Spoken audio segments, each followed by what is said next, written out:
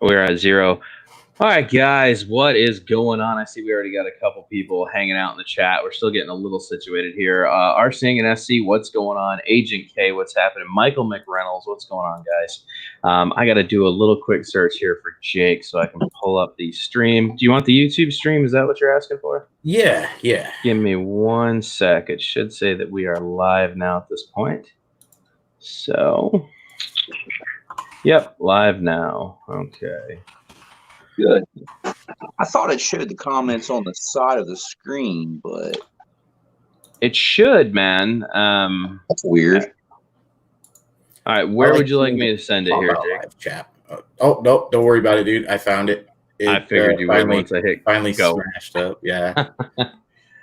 So I just like seeing the actual comments right here. Got you. Yeah. Live you guys, I don't understand. You should be able to see them. That's frustrating. Oh, you can if you go over to live comments, but you can't like comment. Interact, back. right. Yeah. Right. Yeah. See, if I was on desktop mode, the chat will pop up on the right-hand side of my phone on the screen. Sure. I can actually see the chat, while we got the screens up. But all right. Well, we actually have Squappes, Mr. Craig. Flies DJI. Hopefully someday we'll get into FPV. You can see that Jake's Drone Addiction actually just commented. Jake is on my panel right now. For those of you guys who are not subscribed to Jake, throughout the stream I will be dropping his link as well as eDrone's link so that you guys can subscribe to their channels. Jake put out a video here recently, the Nitro National Pro Hill Climb, which is actually insanity, to be honest with you. Some of those night shots I want to ask you about, man, before we get kicked off the topic here. Alex, what's up?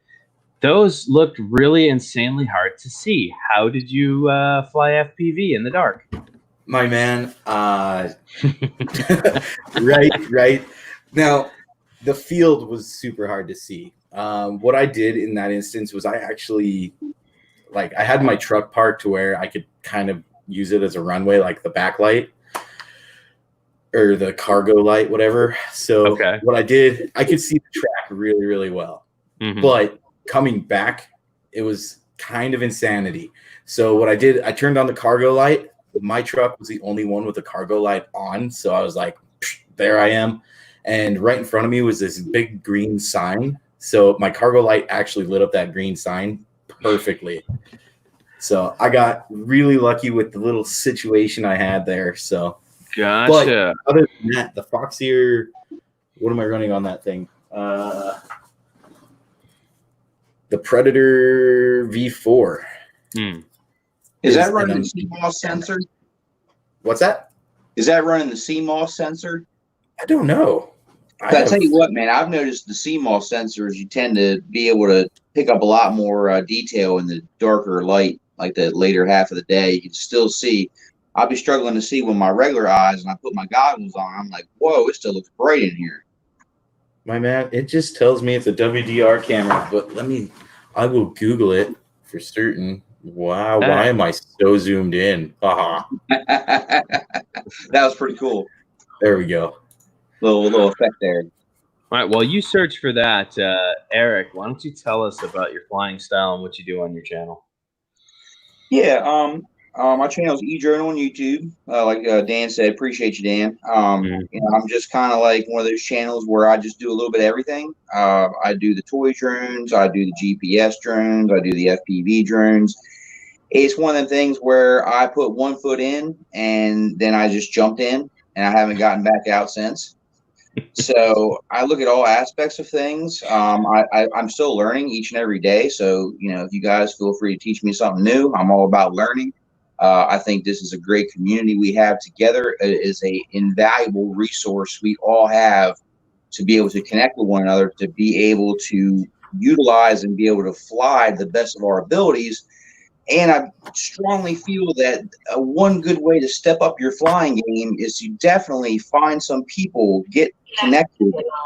The more connections you have, the more information you can learn from one another, and the better the hobby will get. I promise. Truth. It's hard to argue with that logic, man. No, Jake, why don't you tell us a little bit about your channel and your flying style and what you do? Oh, man, I am jumping all over the place. Initially, realistically, on my channel, I do some review stuff about little products here and there. But as far as the flying goes, I used to love doing like the tricks, the freestyle and all that stuff. But now I'm all about that cinematography, getting the perfect shots, and if I'm not getting the perfect shots, getting multiple different shots of something to get that perfect shot. You know what I mean? And then of course, mid-range to long-range stuff. It's getting to be a lot of fun. I get a lot of support from some of the retailers and whatnot out there, like Newbie Drone, TBS, those guys. It's been a wild ride. So, and I'm just gonna get into a few new things with a little bit of help from you, actually. So I just thought of some really cool stuff because of you, and yeah, it should be fun. Once again, it's all about the community and getting together. And I'm telling you, it's just, I've met some phenomenal people in this journey, and I think that alone has what's kept me in this hobby and not really led me astray. I mean, I still do the ground RCs. I mean, I'm always going to be ground RC because that's where I really started. I started with the gas-powered nitro cars and then just evolutionized myself to the drone, and now I'm going back to the electric trucks, which I love. But still, drones are always going to be like my number one passion when it comes to RC. There's just so much of it, and I feel like it's a continuous learning cycle. It's like you never really ever learn it all. Like, it's just constant new information always coming. So it's almost impossible to get bored with the FPV side of it, I feel. No, I would agree with that. Valid. And the other thing I will mention that I did, and I kind of forgot to mention that I did start up that Facebook group, Quadaholics, and built that up to quite a few members and everything. It's a great group. I'm taking a break from Facebook, obviously. There's just way too many politics and too many crazy things going on there. So I'm staying strictly with video type social media, whether it's YouTube or TikTok or Instagram. I really like to get my YouTube kicked off. That's for sure. Sure. That's what we're trying to do here today. I'm going to check out your Quadaholics page. Maybe after the show, you could drop me a link. And I have a Facebook page as well I'd like you to be a part of. It's called Drone Addicts. Oh, nice. We just surpassed over 1,000 members. So it's definitely taken off. A really great community. It's a great page. There's not a lot of spamming and all that mess that goes on in there. So absolutely. If Very cool. any of you guys would like to join the Quadaholics page, I'll be posting that link right now in the chat. So there you go. Feel free to join Quadaholics. I believe I mod in there. I still mod in there, right? Yeah, I believe so. I think I'm part of that system. So what I really wanted to do here was we have something unique about the three of us that are currently in here right now, is that we're all thumbers. I know that me and E-Drone actually transitioned from GPS over to FPV, and I'm assuming that's not the case with you, Jake. I assume you just jumped right into FPV? Right into it. So me and Eric have had this really hard transition of trying to get our fingers and hands and muscle memory associated with new things that we had to unlearn and then kind of learn all over again in a new way. And I think that's difficult for a lot of people that are getting into FPV or that want to make the transition to FPV. A lot of them are thumbers versus pinchers. And I don't think you have to be a pincher to be good at FPV. I'm okay. I would have to say that Eric and Jake both have a skill set far surpasses mine. And maybe that's just because my brain doesn't understand the full physics of FPV. I've found that more and more. We're going to talk about some moves, some FPV moves tonight that are difficult that I just cannot wrap my brain around. And I'm going to let Jake actually explain those moves at some point here. E-Drone, if you can pitch in on some of those, feel free. I don't know if you've tried a trippy spin yet. Have you tried a trippy spin yet? I've tried some. I've been trying to do some of the more backwards flying and some of the backwards flip maneuvers where you go into an obstacle and you do a front or underflip, and then you when you come back out of it, you actually come back and you twist back so that everything's nice and vertical. It's a very hard shot to do. It kind of has to be like one motion with both of the moves when you flip through the object, and then because once you flip, you're going to be upside down. So then you need to right yourself the back way around, but through the end of the trip after you do the spin, so you're going to be facing the direction you came from. So it's like a look back. Right. Okay. So that's, I think I want to come up with 5 basic moves tonight that every FPV pilot should start learning right out the hole. You guys, can you think of those? I know split S is probably at the top of that list. Split S really is the foundation for the whole ride. Right. So I think split S is probably a big key factor. Obviously rolls, that's just fun. Flips are, fun. That's just for acrobatics. You don't really, majority of the time, you're not going to use those unless you're going half, right? You're doing a half like we were just discussing just now. You're flipping over and now you're going backwards away from yourself. And I think what we call that a semi-juicy flick. Is that correct? A juicy flick? Juicy flick, look back. It's got a couple different names, I think. So tonight we're going to go. I can't believe I pulled that off. It looks sweet. Right.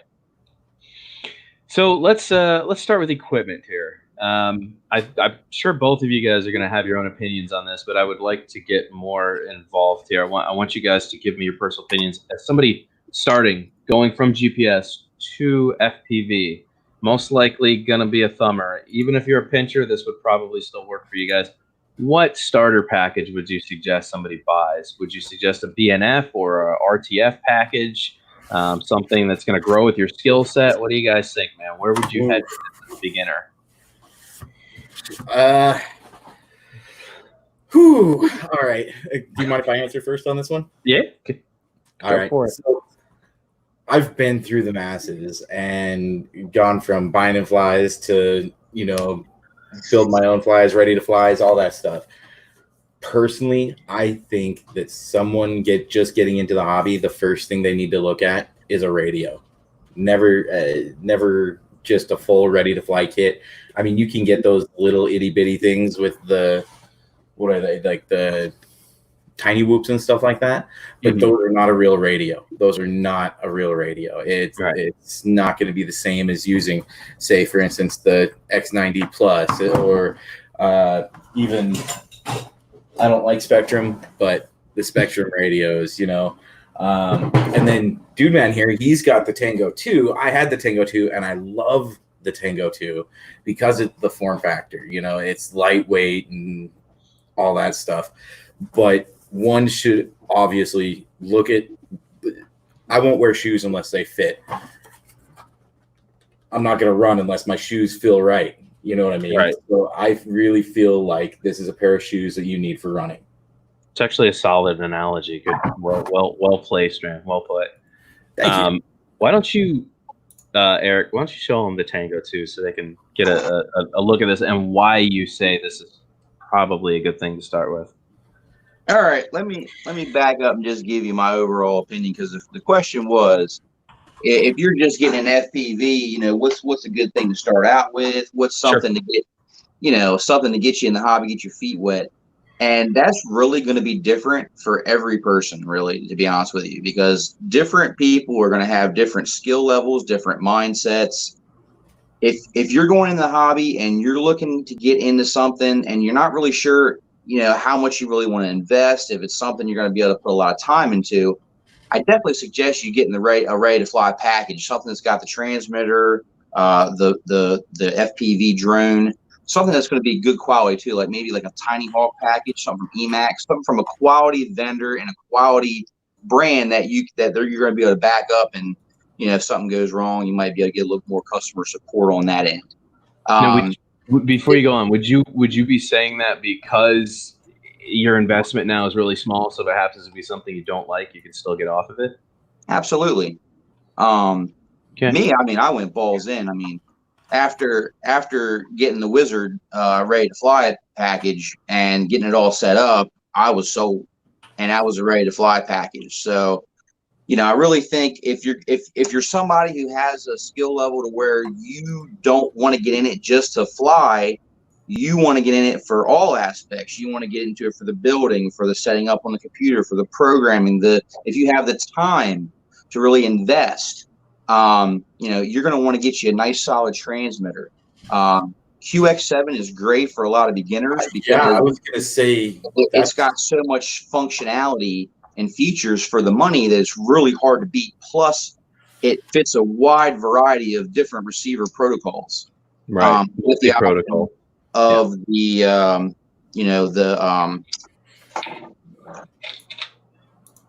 you've got the module bay in the back, so you can run different platforms, different receivers. So, you're just going to have a lot more options with this at a pretty, comparable price. I think this is right over the $100 mark. But it's got all the switches you need. It's got all the, for a pincher, this radio is really nice. For me as a thumber, it just felt too big to me in my hands. As you can see, it's a monstrous radio, right? Like when I look at this radio and I look at a drone, okay? And I look at a drone here, the radio is almost as big as a drone, if not bigger. So I just had a really hard time with like packing this in my bag because it's such a large form factor. And for me personally, ever since I've jumped on Crossfire, that's all I've been flying. So it only made sense for me to go ahead and get the Tango 2 Pro. And me being a thumber, this just felt a lot better in my hands with the gimbals. And as you can see, even though this is a smaller controller, the gimbals are the same distance, the same resolution as you get in the bigger radios. So you're getting that full stick deflection. So when you're flying, the gimbals feel just like a QX7 or a X9D or something that we're all familiar with. I think they feel better. Well, yeah, they're really smooth because of the Hall effect. But then the form factor and you could just fold this thing up, and then the gimbals fold in, and you just pull those out and pop those in. And look at what we've done now. We've made this thing so portable. We could put this in a bag. It doesn't take up any space hardly at all. And now I can put extra quad in my bag. That is multi-protocol, yes. So this is not. That's the biggest downfall to this radio is this is Crossfire only. Okay. But like I said, for me, I fly all Crossfire anyway, so it for me it was a no-brainer. But if you're somebody like I said who's going to fly different types of protocol receivers, and get you something like the QX7, or now they've got the you know more about the jumpers than I do, Dan. I love jumpers. Jumpers are really nice, actually. Dude, they're great for thumbers because they're just so small, and you don't have to like work to extend your thumbs all the way to get in there, man. It just makes it really easy. It's just close together, and it's just nice. It's nice.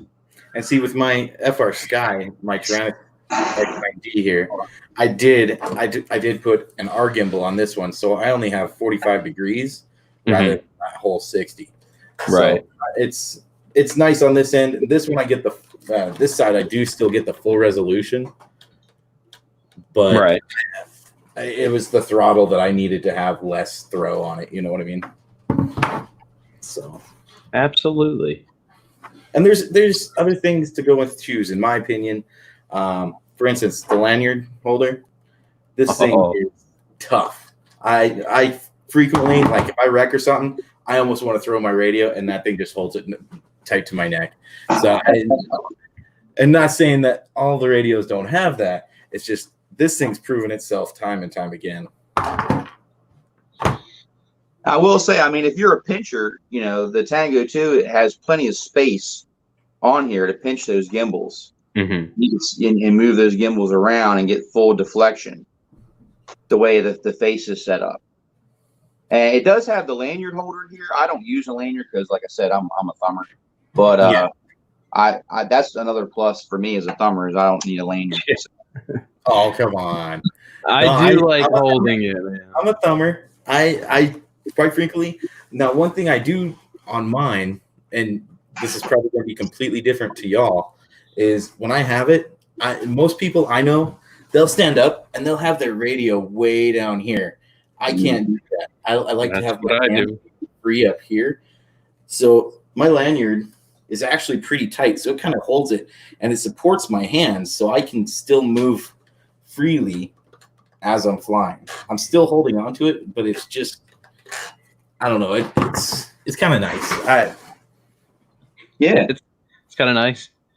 That's the thing about FPV. It's not really a one size fits all. You know, everybody has their own little niche, and I tell you, man, as far as it comes to the flying, this is the most valuable information I can give you as to about finding your rates. You got to find your rates. Once you find your rates and they feel good to you and they make sense and everything starts to click, that's when you really step up your game. It has nothing to do with the pit tune. We'll get into that. Does not make you a great pilot. We're aiming. We're flying quad. We're aiming this at beginners tonight. We'll get into all that's more getting into some of the advanced stuff. Right now, we're just keep it as simple as possible for people making the transition to FPV. So that's where we're hitting this road, because I don't want to be like, okay, we threw all that on you. Now here's beta flight. You know, it's like, oh yeah, wow. no. You know what I'm saying? You don't want to do that right out the whole. That's another show. Right, a whole show. All right, so we've talked a little bit about equipment. So would you guys, if I had to put you on the spot, would you say you'd rather buy individual equipment as a starter, or would you rather buy a ready-to-fly package, or build your own, or BNF? You got 4 choices. But if you're doing BNF, you're still choosing the difference of equipment anyways, right? I'm going to let him go first. So the choice for me, what I would do if I had the option right now and knowing what I know now, knowing what I know now, oh, I would definitely build your own, pick out your own radio, and buy all the parts that are reputable. Don't skimp out on your parts, and definitely, if you're going to invest your money, definitely invest it in your motors. Your motors are subjected to the most abuse on the quadcopter. They're what's going to take all the hits, all the impacts. That's where you really want to beef up your investment. Not stacking frame? Well, yeah, frame, obviously.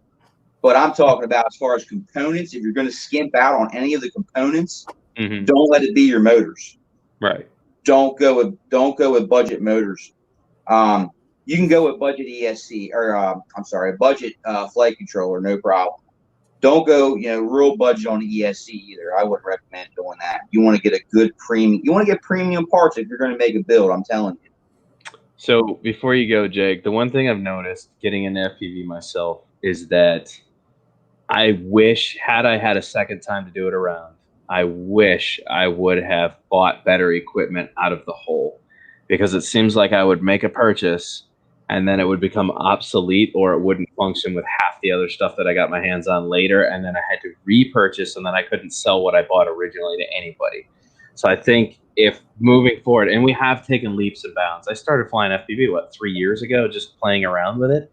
And I really haven't advanced my skill level too much, just because I just do it when I have time to play a little bit, right? I just play a little bit. But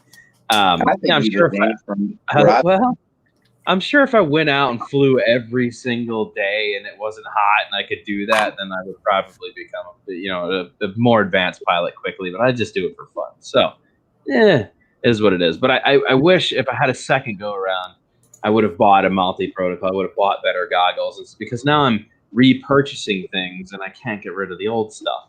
So I think equipment really has everything to do with how much enjoyment you're going to get out of this, especially right out the hole. You don't want it to be a bad experience.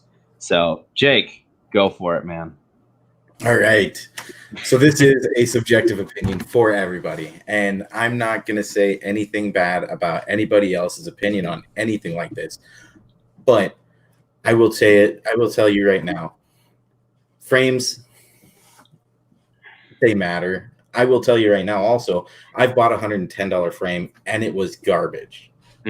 So just check the thickness of the frame, little things like that. If you're going to be building your own,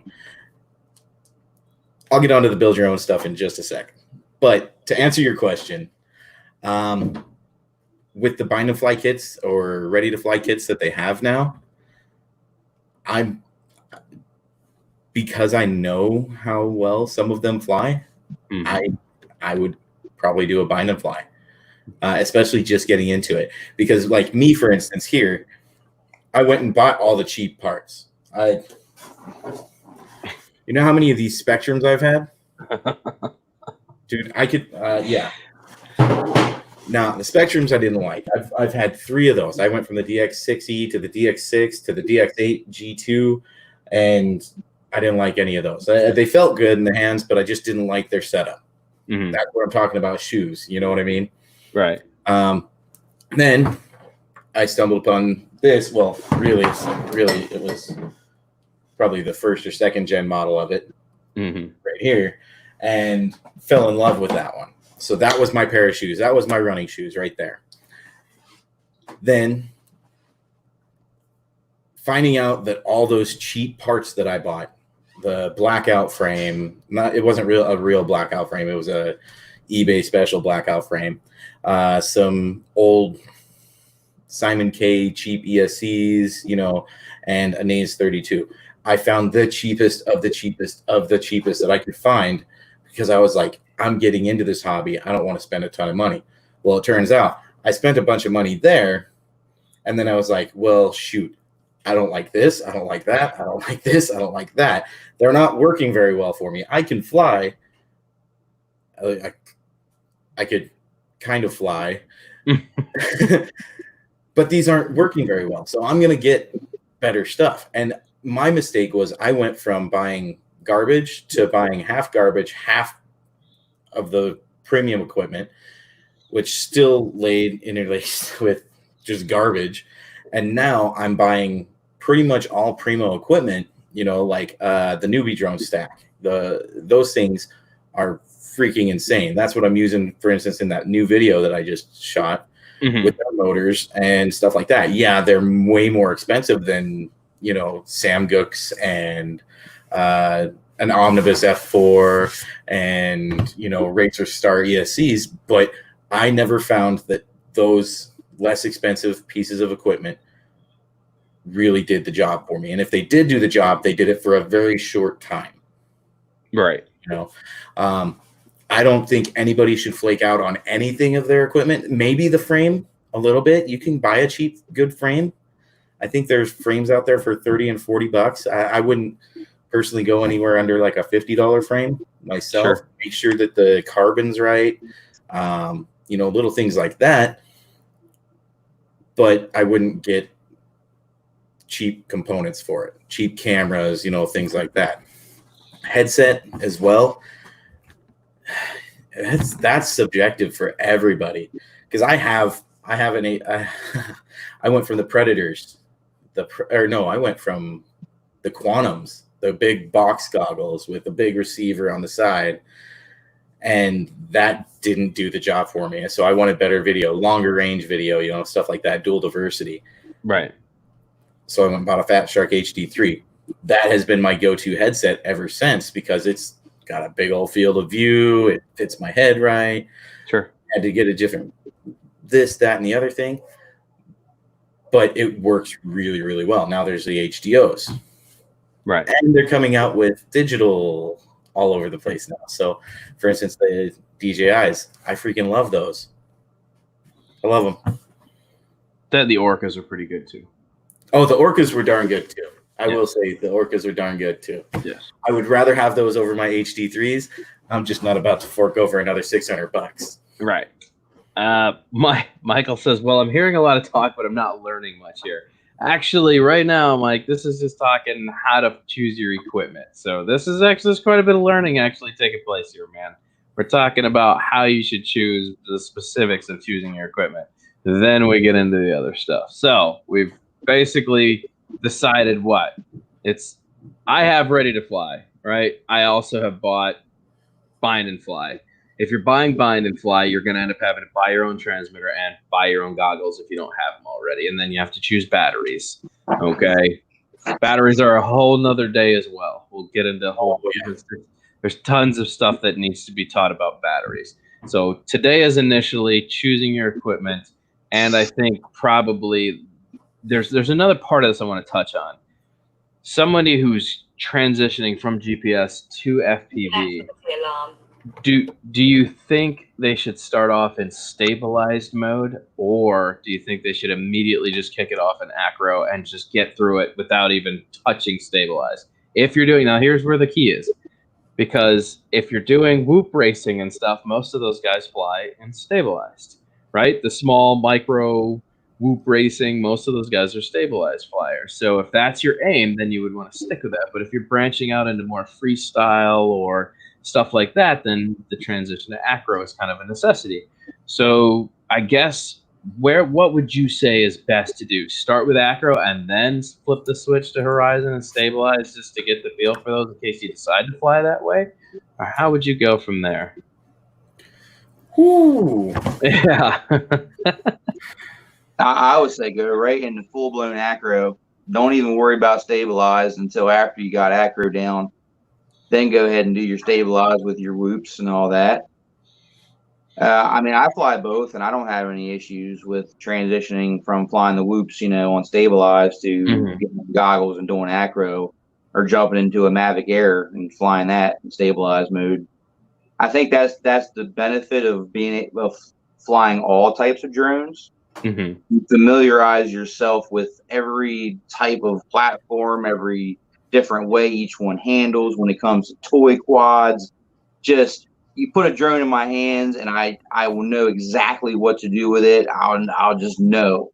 Like I think that's a huge advantage. So just get into it and just go all in, man. Just go all in. Go all in, huh? All in, man. Acro all the way. Acro all the way. Well, I guess once you learn it, then the other ones will seem pretty simple, huh? Exactly. That's one way to look at it.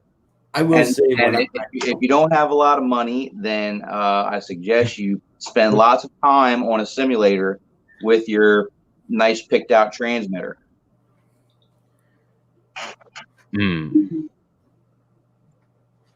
Okay. True. All right.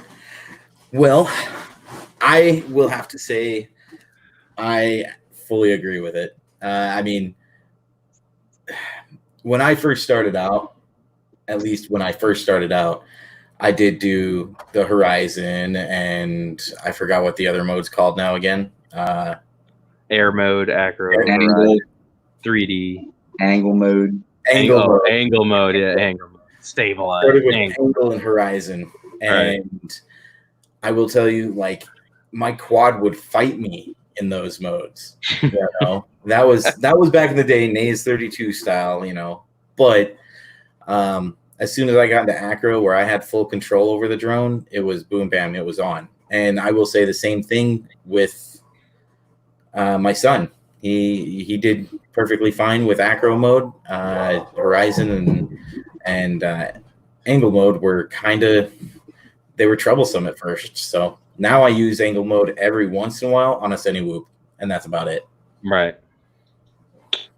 There are things that I remember going to. I started off in stabilized because that's all the Bugs 3 had to offer at the time I was doing FPV. I regret that decision horribly. I had a second chance at it, I would have probably started with acro if I had owned an acro bird at the time.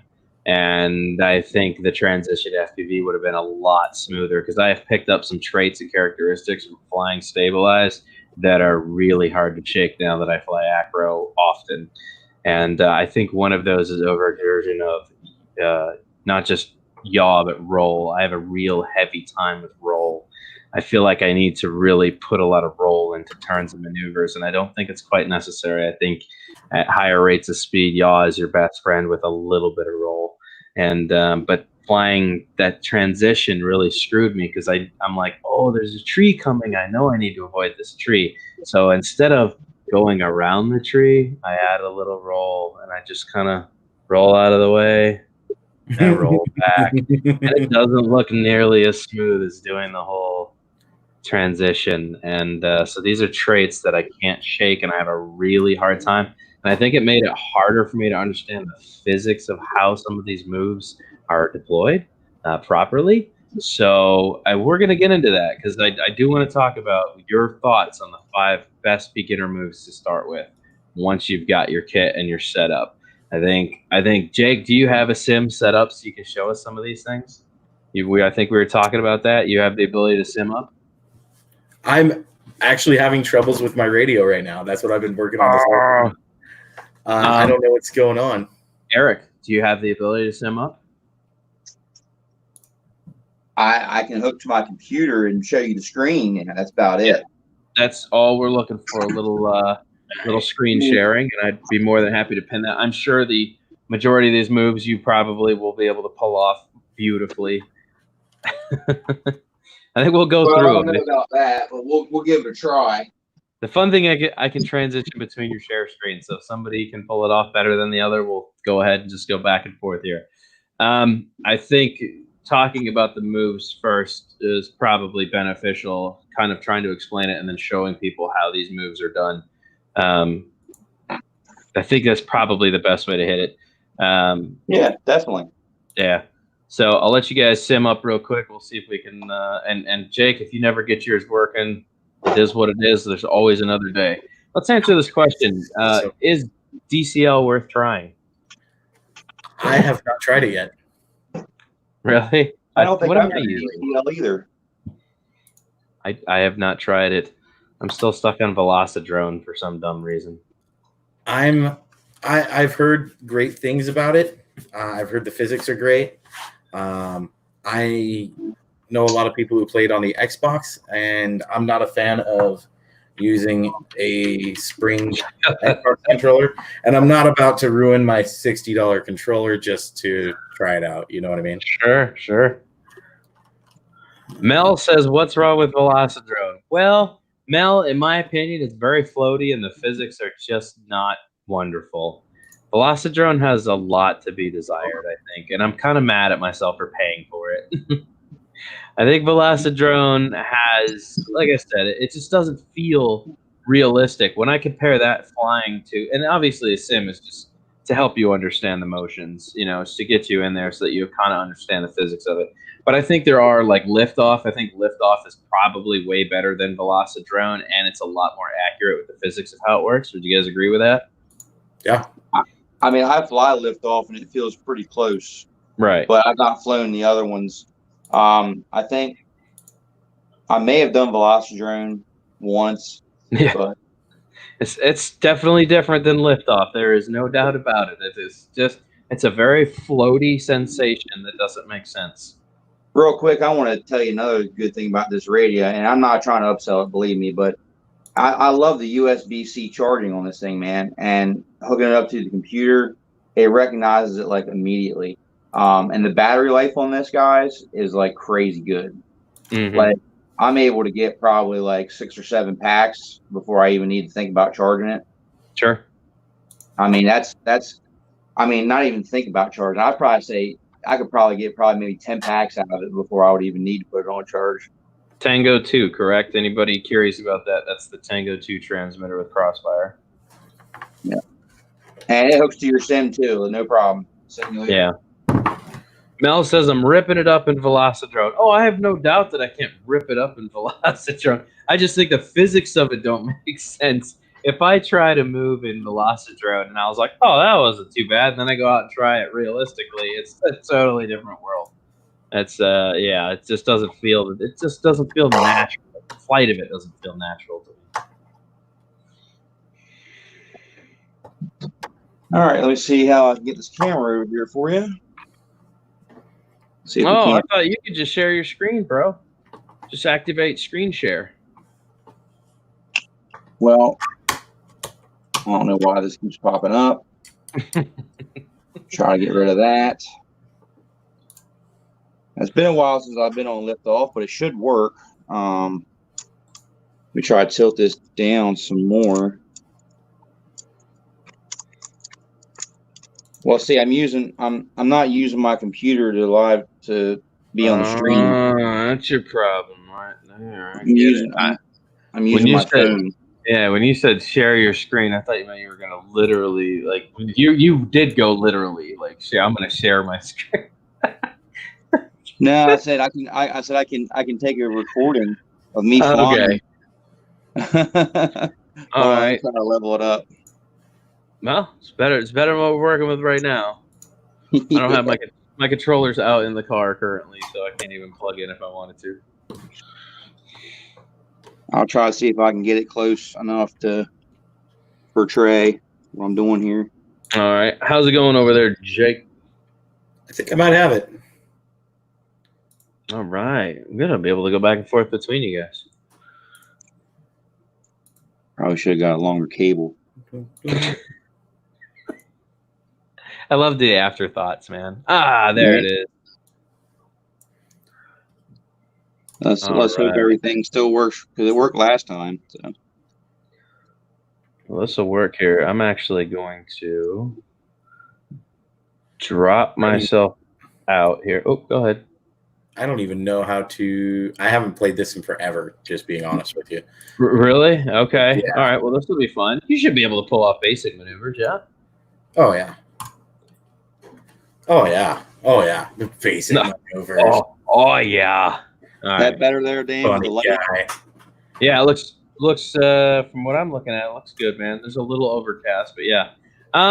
What do you think, both of you guys right now? We're gonna go back and forth between you, but what do you think the number one move somebody that just got into acro should learn right out the hole and how to execute it? That would be, in my opinion, I think it would be the oh my gosh, power loop. Power loop. All right, so what I will do, Jake, is we'll let you show a power loop, and then if you can, I want to see your sticks, and then kind of an explanation as to how it's done. Or you can do it while you're doing it, obviously. Oh no, are we just? What is this thing doing? Is it not set up for the right sim on your transmitter? That might be the case. Let me see. Here. I think the majority of the time that's what it ends up being is not set up for the sim profile. This thing takes forever to boot up, man. I don't understand why it takes so long to boot up. It's like once it boots up, it's fine, but Gabe, what's happening? Oh yeah, we're just gonna keep shooting to the moon. Well, you know what? My radio is now working, so here's what I'm gonna do. I'm gonna go into a different game here. Okay.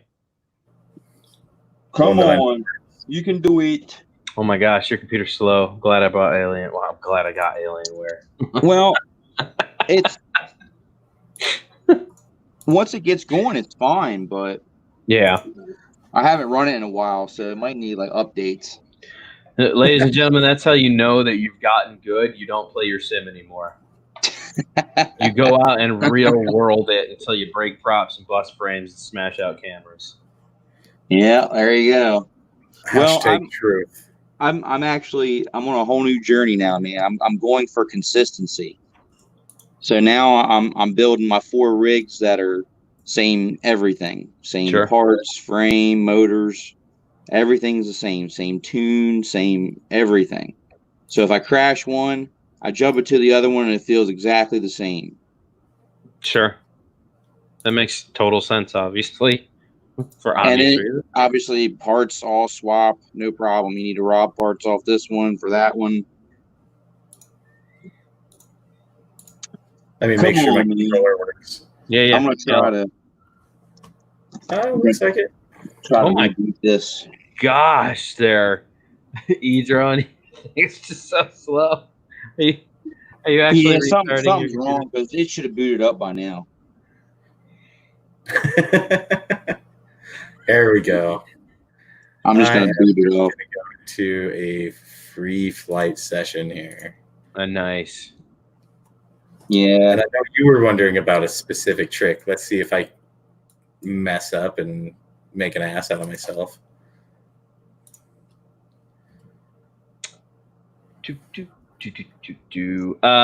What are your PIDs at right now? Pretty exciting. You know what? I'm going to tell you right now, PIDs do not matter, in my opinion. PIDs do not matter. It's all about filters and rates. I agree on that. Let's see. Oh, she works. Oh, this guy right into it. Okay. I'm having technical difficulties. And it's running pretty smooth. So your computer's actually a fairly good setup. It's looking very smooth. I built this thing, sir. Very nice. All right, let's see. So you want... So let's, you suggested a power loop. Let's go find a good spot. You probably know a spot already. You played the sim enough. You got a favorite spot you go to for your loops?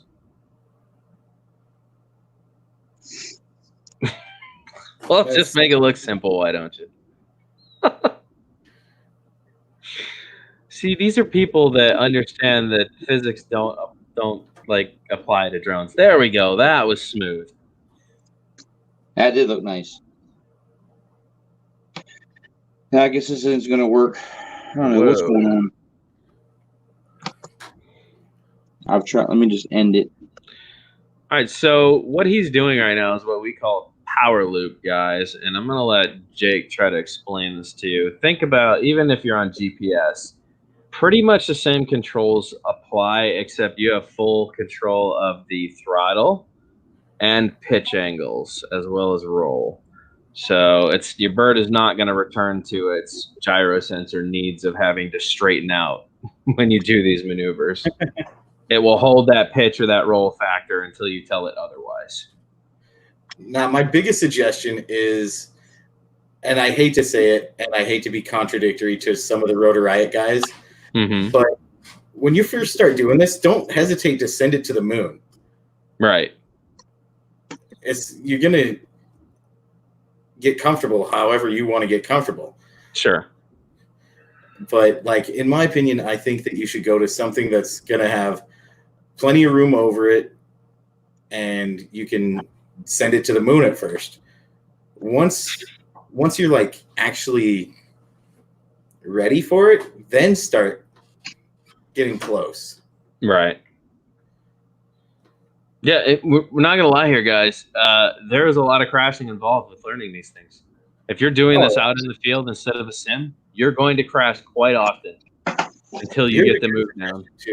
A very good suggestion here too is just find, let's see, like I know, let me find a place here.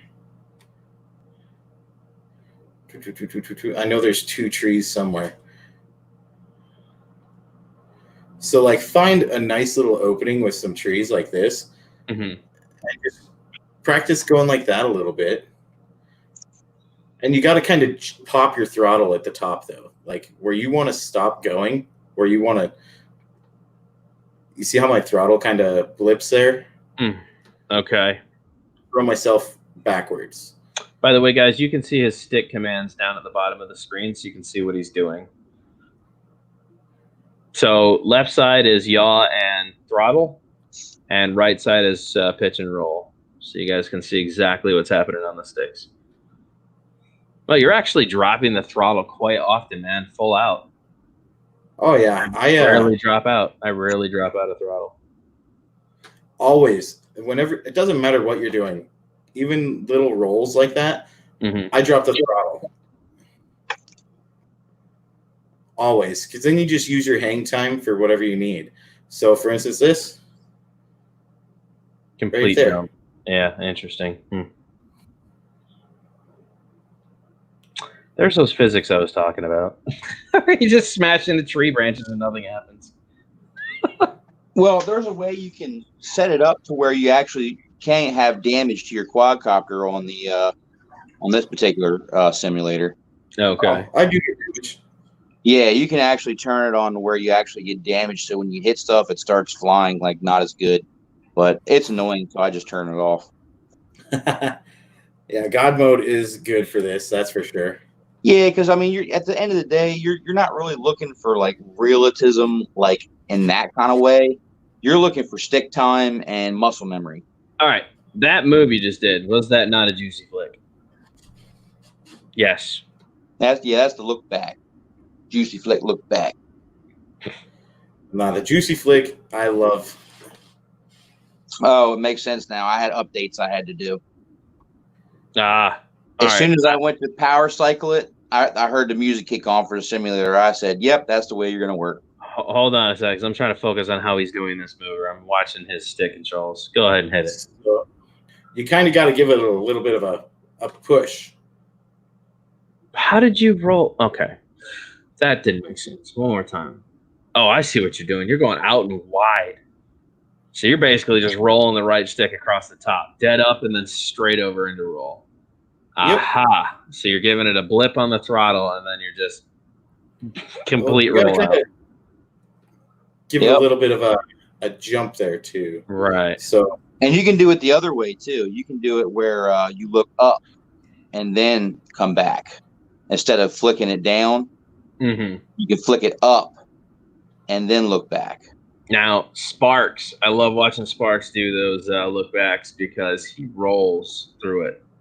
Yeah, he does like reverse rolls as he's going backwards. It looks super cool when done correctly. Oh, yeah, there's definitely an art to it, no doubt.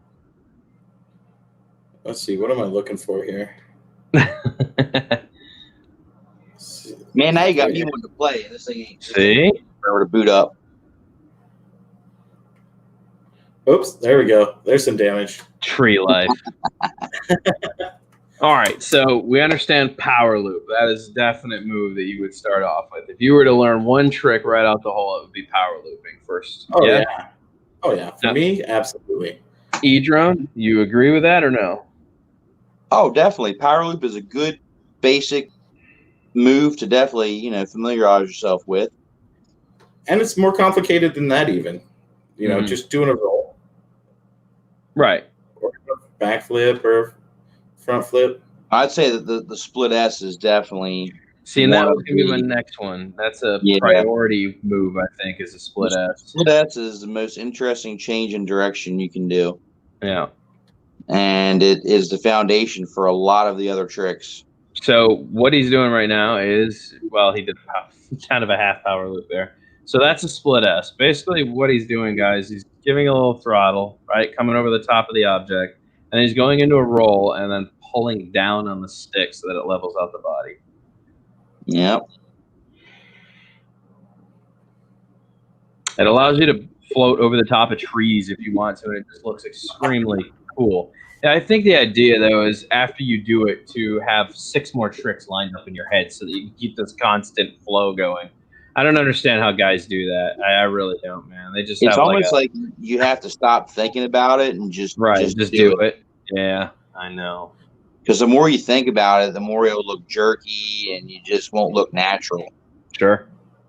Like wherever your quad lands is where you want to think about starting to execute your next trick as far as what direction you're heading.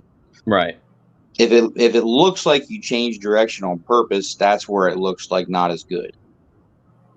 Absolutely. So even if you didn't mean to go that way, just go that way and execute the maneuver, and it'll look more natural that way. So let me ask you a question, because I have a real issue with power loops, man. Like I said, I can try 15. I might nail 2 of them accurately, within reason. My whole thing is, man, when I go into a power loop, I go through the object, and then I look up and I start pulling back, and then I power punch it. But normally, by the time I pull around, I am on top of the object. I have not gone past it backwards. Okay, so that's where my frustration is. So in that instance, your biggest problem is where your throttle is and where you're actually looking as well, because you got to kind of master where you're looking. So like, for instance, right here,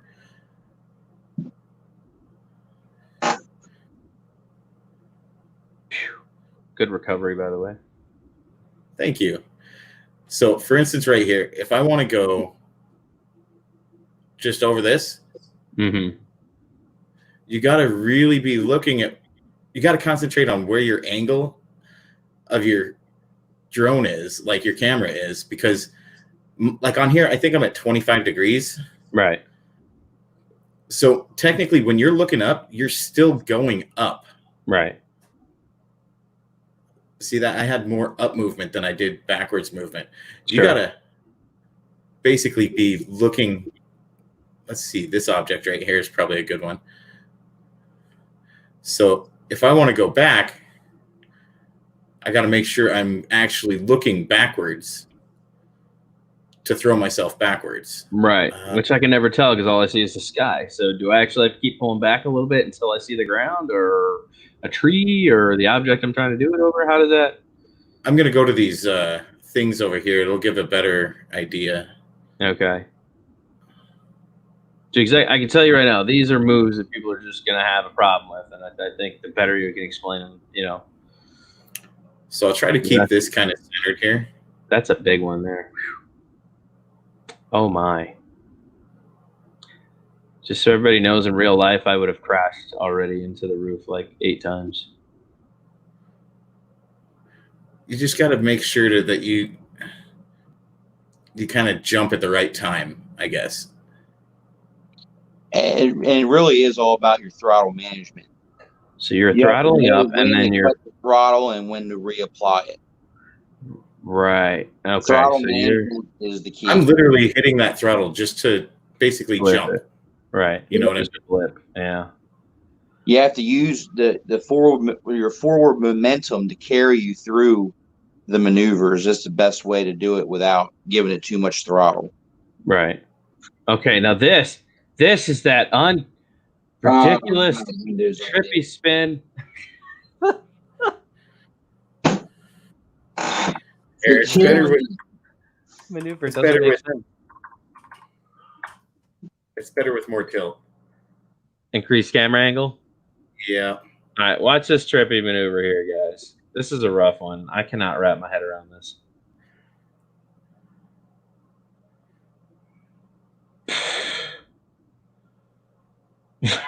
What in the world? I don't even know. And you're doing it backwards. It's not like you're going forwards when you're doing it. You're doing it backwards. Well, that explains everything. Windows had some new update that I hadn't done. Imagine that, right? Heath in the building. Windows has an update? What? All right. So we've done power loops. We've talked about split S. What would you guys say is next? A big maneuver. I mean, obviously rolls and flips are normally figured out by somebody really quickly on their own. I would say dives, man. Dives. Dives. Yeah, definitely dives. I personally think gaps. Because gaps, everybody makes them seem like they're easy to do. Right. It took me a long time to get the concept of the fact that you have to be looking at, I'm just going to let it sit for a second, but you have to be looking at the actual hole itself. So say, for instance, if I'm going to be shooting, but say this little thing right here is technically a gap, right? Yep.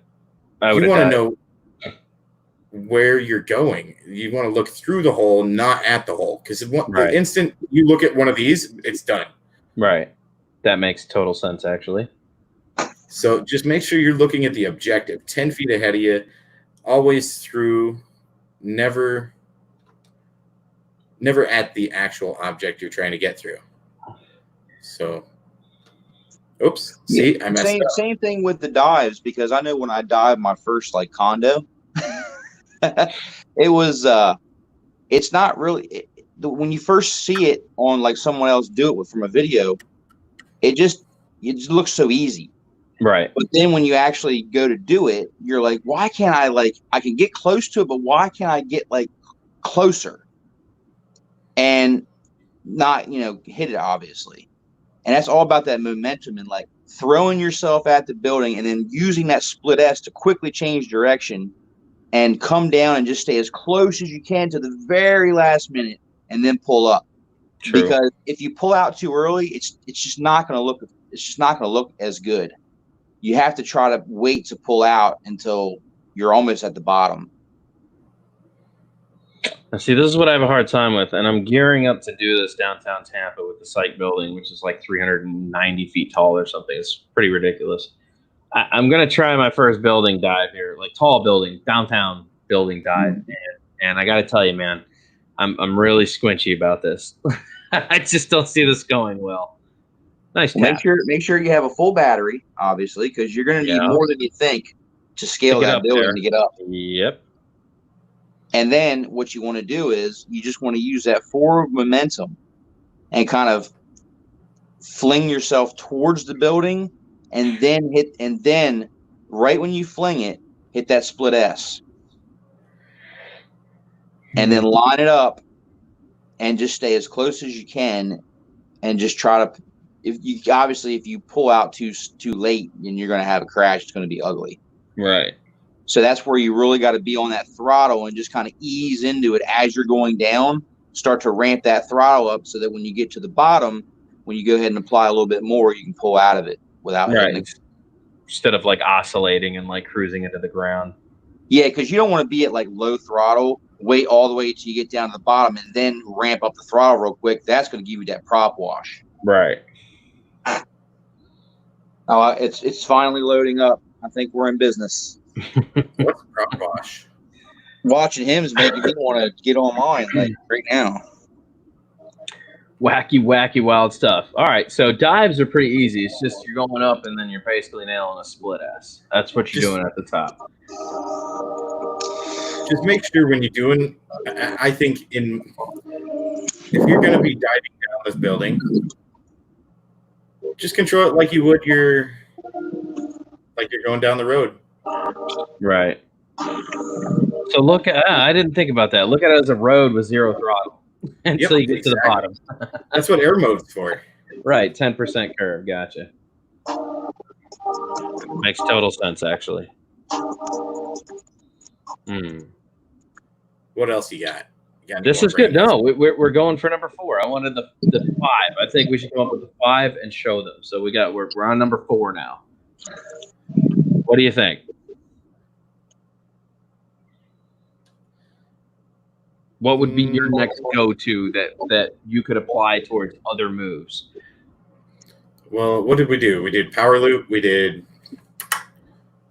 Oh man. So we did power loop, split S, and then we did building dive with split S. Right? That's a pretty common one. And now we got to go for 4 and then 5. There's got to be 5 basic maneuvers other than flips and rolls, because that pretty much gets figured out by everybody on their own time. Like, it took me about a day of acro just to be like, oh, I think I'm going to try a roll. Like, the concept of it is easy. Okay. Let's see if I can do it. Okay. This is one that a lot of people think is really hard. I used to think it was really hard. And it is hard in a lot of cases, but it's something for people to practice.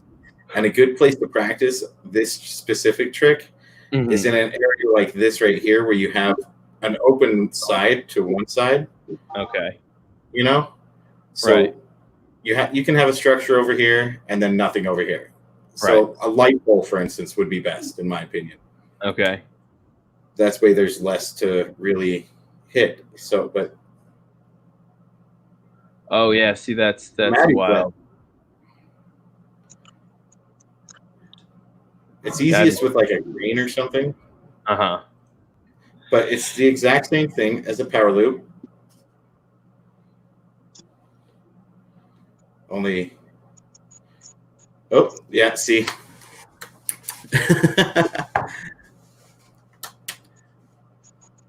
I'm trying to see when you're throttling into it. Because you basically just start the lean forward, right? And then you continue the lean, but when do you actually throttle into it? When I throttle in is when I know I'm kind of clear of the object and I want to come back up. I'm just going to go to something I know I can. You can do it with open lean easy. Yeah. I should be able to do it a couple times on this. Okay. Oh, nope. Oh, goodness. Yeah. Hey, Dan, can you see my screen okay, man? I can. It's a little white cast. I see a lot of contrast in there. Is that better? Yeah, slightly. All right. I'm sure it'll change once you change the colors over. Yeah. I'm just using the 5-inch chameleon. Gotcha. What has happened here? I just changed map. A warehouse, a keg warehouse. Oh, nice. Oh boy, it's really hard to see with that sunset though. Oh, lovely. That was well executed for not being able to see very well. You have done this move in that spot many times. The thing is, it's cool because you can integrate it with a ton of different things. Right.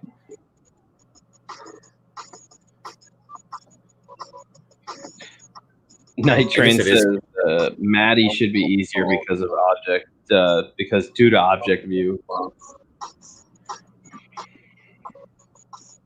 I messed that up. Oh yeah, I would say well, something else is really important. Honestly, if you really want to have a dynamic flight, is trying to learn how to fly backwards, get comfortable flying backwards. Boy, that's rough for a beginner. I still can't. I haven't even attempted it. Look at this guy. Look at this. Oh God, you guys make me sick with that skill set. Yeah, put that simulator time in. Oops, not too far, bro. I know. I've been slacking on the Sims. See,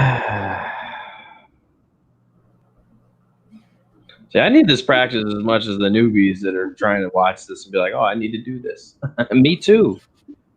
Let's see here. Yeah, normally this never takes this long. I don't understand it. It's almost done loading, I think. Oof. I would have crashed right into it. Lost my camera. I was gonna try, but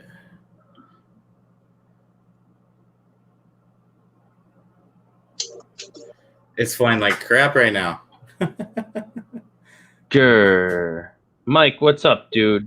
Did you leave God mode turned on? Oh no, I've never used God mode. I'm watching too, noob for life. Chillin', bruh. Oh, come on. We're at 100%. Come on. Make it work. If you can make it work, Edron, I'm going to let you show everybody the last move. I'm trying, man. How about that, huh? I'm giving it all. It's got Captain. Give it all, Scott Captain. Oops. Darn it. Just not showing the power. Maintaining a straight line is kind of hard with these. I feel like an idiot right now. Like I said, ladies and gentlemen, what you need to be focusing on while watching this maneuver is the stick controls he's inputting.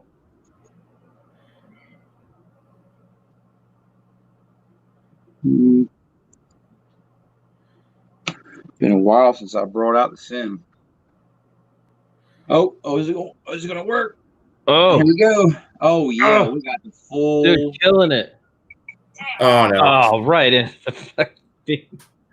I want to get. My controller is not working. Consecutive ones. Oh, that sucks. Well, you're just having a rough night over there, E. Yeah, the controller has got to get reset up from all these updates. Oh, dude. I did it again. Mashing it, but you recovered. What are you mad about? You want to do it without hitting anything. I get it. Well, I tried. That is a tiny gap. Oof. Good Lord. I fly with all the FPV noise and all that stuff. Do you have it active? A little more realistic? Yeah, because that's how I fly anyway, with all the noise. I have DJI, so I don't know what noise. No, I'm just kidding. Wow. Wow. Don't be hating on the analog, guys. No, I love my analog, to be honest with you. Well, I've flown the DJI, and it's amazing. However, when it completely loses signal, it's horrible because there is no recovery. If it freezes on you, you're done. You're dead in the water. We talked about that out here at the tower. That one guy kept flying behind the tower, and every time he did, completely lost the signal. No, it happened to my son while we were out filming our, it's called the Big Sky 200. Mm-hmm. It's a 200-mile off-road race. And we had to go through a field. I blew a tire, actually, getting the damn thing. But yeah, it was because of signal loss. That's crazy. In DJI's defense, he should not have gone where he went with it. So, all right, we got one more move. We've been on for an hour and 9 minutes. We're going to start slowly shutting this down, but let's call out number 5 here. What should be the 5th maneuver? We've done power loops, let's see, split S. We've done split S building dive. We've done a Matty flip. What is last here? What do we got left? One more maneuver that is you feel is a necessity to be able to fly and do certain things with.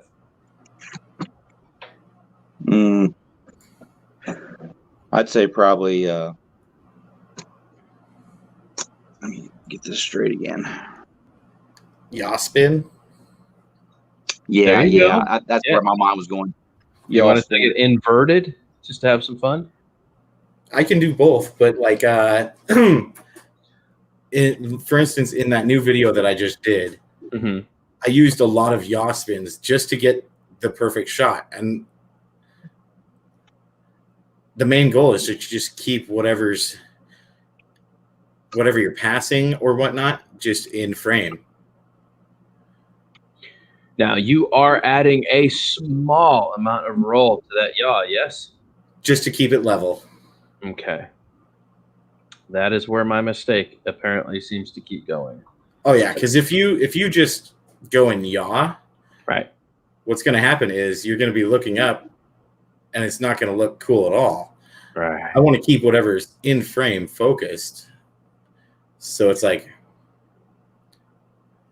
you see how it kind of stayed level? Right. Otherwise, you just... Truth. You see how my drone's at a different angle every time I stop it. Right. And you also, if you want to like do a yaw like through a gap, you definitely want to have a little bit of roll, just a little bit on that roll stick as you're going around. Just a little bit to kind of keep it right centered. But yaw will integrate into a ton of different things. Mm-hmm. You can, I mean, right here. Oh, you killed that, by the way. This is how I lose my HD camera on my HX115 all the time. I get There's ballsy. a really cool one. I forget what it's called. Tracking. Dude, your hang time is crazy with that. Oops. Ah.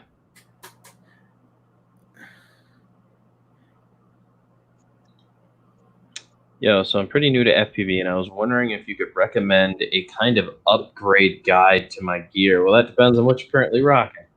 He says I've got a iFlight Nazgul 4S.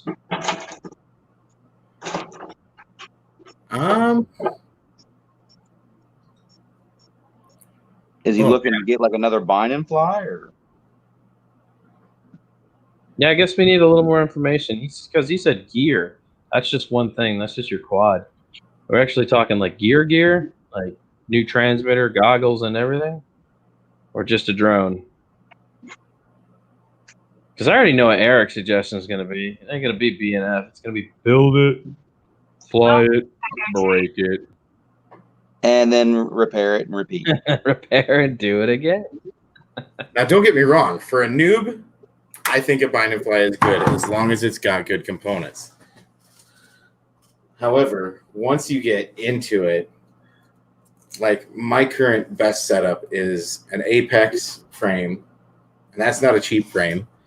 The Infinity 200 stack, which is a 20x20 6S capable, amazing stack. A Rush VTX, and then TBS Crossfire, along with my Predator V4, and then the Flow motors by Newbie Drone. So, I mean, this one's basically a Frankenstein. Oh, wow. Let me, I guess I could. I think we've learned our moves. There you go. Yep. But, I mean, this is a beast of a drone, and it's kind of a Frankenstein. It's got a ton of different companies on it, and it's just, it flies perfectly for me. And all I've done is mess with filters. I turned on RPM filtering as well, and it flies better than any drone I've ever had before. Right. You are actually under some latency lag right now. Did you notice? did notice. You're a little behind for some reason. That's weird. How many open UARTs on the Infinity stack? Let me double check. I never use all my UARTs. I'm going to be honest.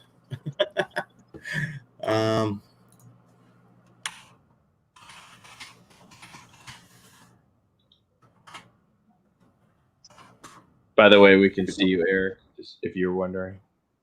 Oh, okay. That's fine. Hey, bro. So to make sure you weren't watching porn over there, you know. Drone porn. There's a total of 4 or 5 UARTs on it. And just for those folks that don't know what a UART is, it's essentially a USB slot. It is what we'll call it. That's the easiest way to put it. It's somewhere that you can connect a buzzer, a receiver, a GPS module, a receiver. That's all of them, I guess. I guess it has 1, 2, 3, 4, 5, 6 UARTs. One is dedicated to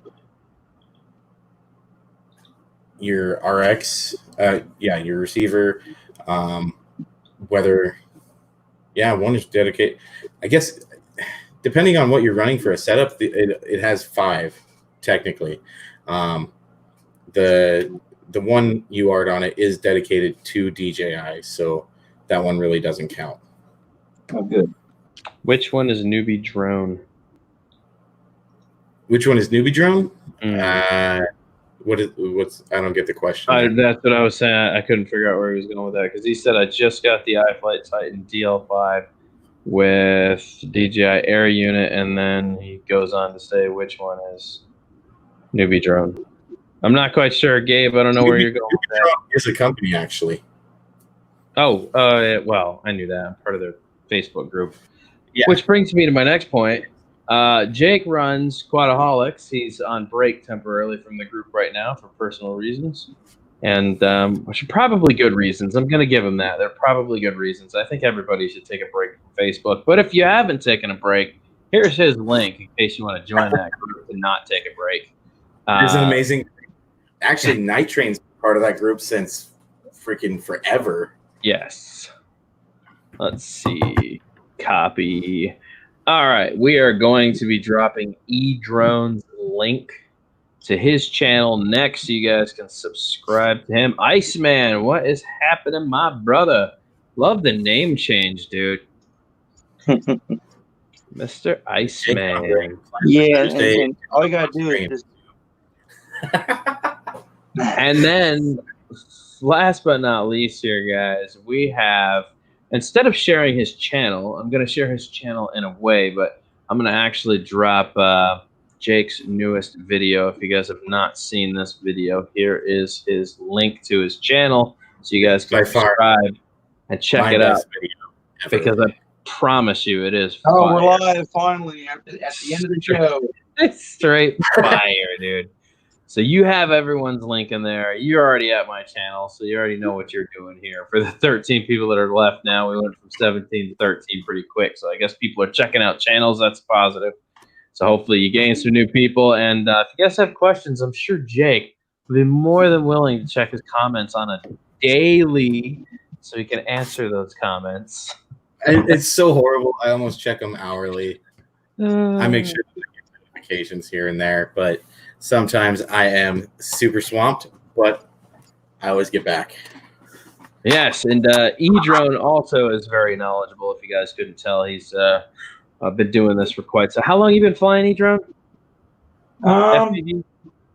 FPV probably 3 years now. 3 years. How long have you been at it, Jake?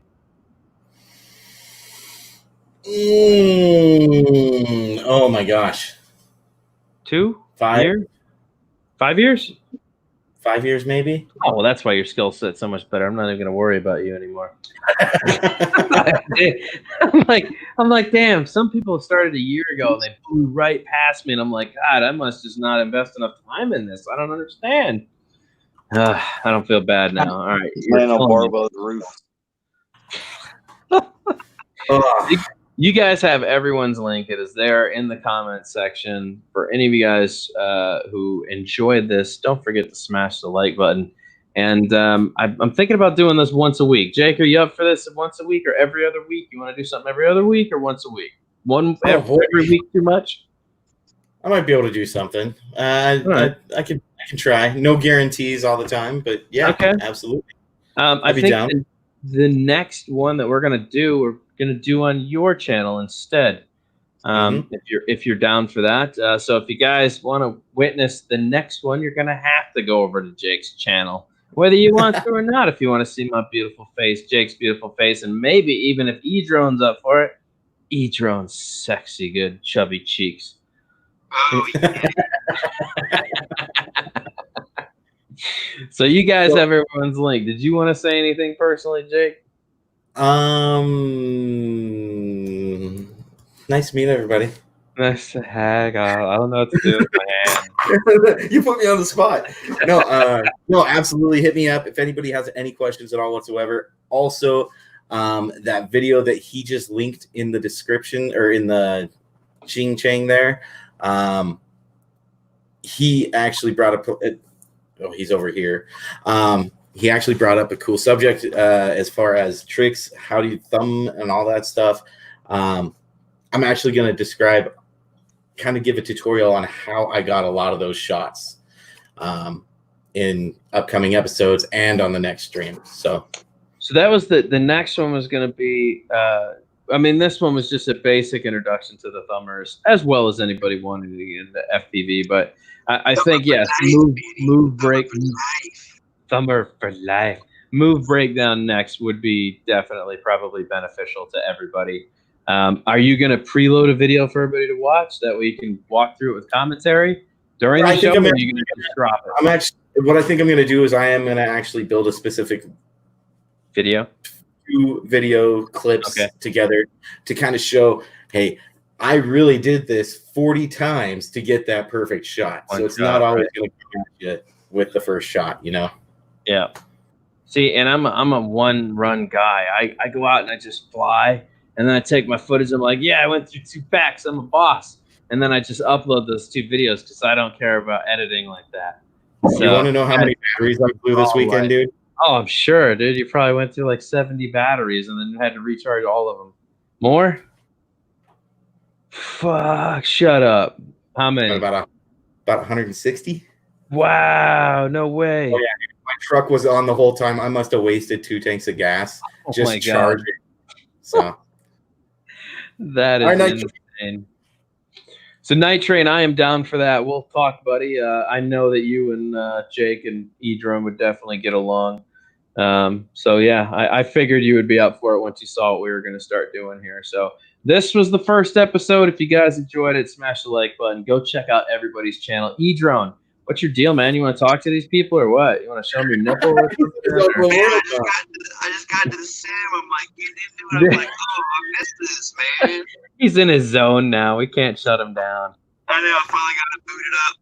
No, I really like being on here, guys. I tell you, it's sometimes it's crazy with work and life and hobbies and trying to help people and keep up. And so I told myself this year is the year all about balance, man.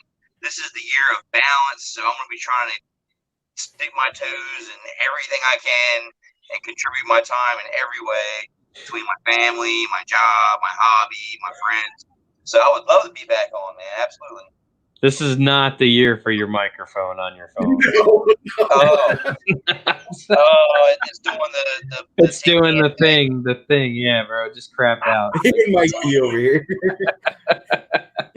This happens every once in a while. His phone just randomly does this. It's so weird. It goes from like perfect audio to just like, I don't know, like he's in a hallway or something way at the end of it. Is it any better now? Yeah. It's a Galaxy S10 Plus. I don't understand why. Anyway, did you hear anything I said? Oh yeah, we got the majority of it. It was like you were talking into a fan that had 5 pillows behind it. I got Stormtrooper. Stormtrooper was a very popular one. You sound like a Stormtrooper. Yeah, kind of. TK421, why aren't you at your post? Next time Yeah, you're doing that, exactly. I'm just going to hit you with that and see if you pick up on it. I'll do it. So yeah, I realize this is not what you're used to. You're used to the GPS stuff. Not you guys, but the people watching. But I want to transition the people who want to get into FPV into FPV. I feel like there's a huge hobby here to be experienced by all. And if you've been thinking about it, we can try to help you get to that point. And that's what this is about. I fly GPS. My channel growth was on GPS, but I have had so much fun with FPV that I want to bring this world to you guys and bring as many people in here that are knowledgeable to be able to teach that. And that's where Jake and E-Drone come in, as well as Night Train. Night Train's very knowledgeable, but all these guys would love to see their channels grow too. So make sure you're showing support. So E-Drone's showing the man cave now. We can't shut him down, man. Can't shut him down. It's just gone. All right, guys. Drone worship from somewhere in beautiful Tampa, Florida. Jake, you want to finish out? Are you good? Toodles? You guys have a great evening from Montana here, and I will see you guys on the next one. E-Drone? E-Drone, thanks guys for watching. Make sure you support each other. And hit me back, and I'll definitely get up with you if you have any questions. Email is in the description of all my videos. Out. All right, guys. Deuces. Later, Dan. Night, man. Later, bro.